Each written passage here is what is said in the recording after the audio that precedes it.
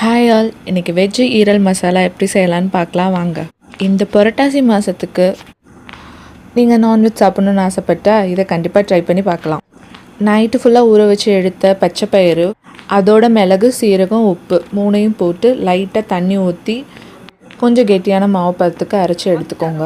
அரைச்சதை இப்போது ஒரு இட்லி தட்டில் எண்ணெய் தடவிட்டு அதில் கொஞ்சம் கொஞ்சமாக வச்சுக்கோங்க. ஒரு 10 to 15 மினிட்ஸ் மிதமான சூட்டில் வச்சு எடுத்துக்கலாம். இங்கிட்டு மசாலா ரெடி பண்ணுவோம்.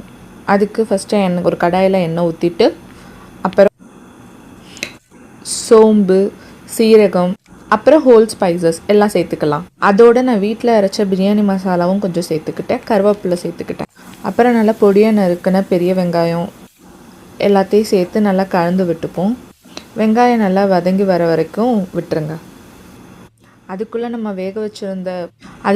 வேக வச்சுருந்த பாசிப்பருப்பு நல்லா வெந்துருச்சு. அதை குட்டி குட்டி பீசஸாக கட் பண்ணி எடுத்துக்குவோம். இங்கிட்டு வெங்காயம் வதங்கினதுக்கப்புறம் உப்பு, ஜிஞ்சர் கார்லிக் பேஸ்ட், மஞ்சள் தூள், கரம் மசாலா, தனியாத்தூள்,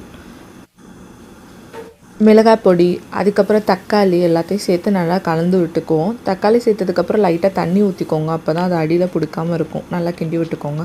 எல்லாம் நல்லா கொதித்து சேர்ந்து ஒரு பேஸ்ட் மாதிரி வரட்டும், அது வரைக்கும் விட்டுருங்க. அதுக்கப்புறம் கொஞ்சம் தண்ணியோடு இருக்கிறப்பயே நம்ம கட் பண்ணி வச்சுருக்கதெல்லாம் அதில் சேர்த்துருவோம். அப்போ தான் உள்ளே போய் நல்லா பிடிச்சிருக்கும். ஸோ இது எல்லாத்தையும் சேர்த்து நல்லா கிளறி விட்டு ஒரு 5 to 10 மினிட்ஸ் நல்லா மூடி வச்சு எடுத்துடலாம்.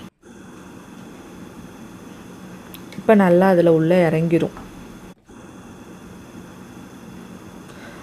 அதுக்கப்புறம் தண்ணி தேவைன்னா லைட்டாக அதோடு சேர்த்துக்கோங்க. விட்டு நல்லா கொதிக்க விட்டு எடுத்து கடைசியாக கொஞ்சோண்டு மிளகுத்தூள் அப்புறம் கொத்தமல்லி போட்டு சர்வ் பண்ணிங்கன்னா இது ஒரு ஆல்டர்னேட் ஃபார் நான்வெஜ் ரெசிபியாக இருக்கும்.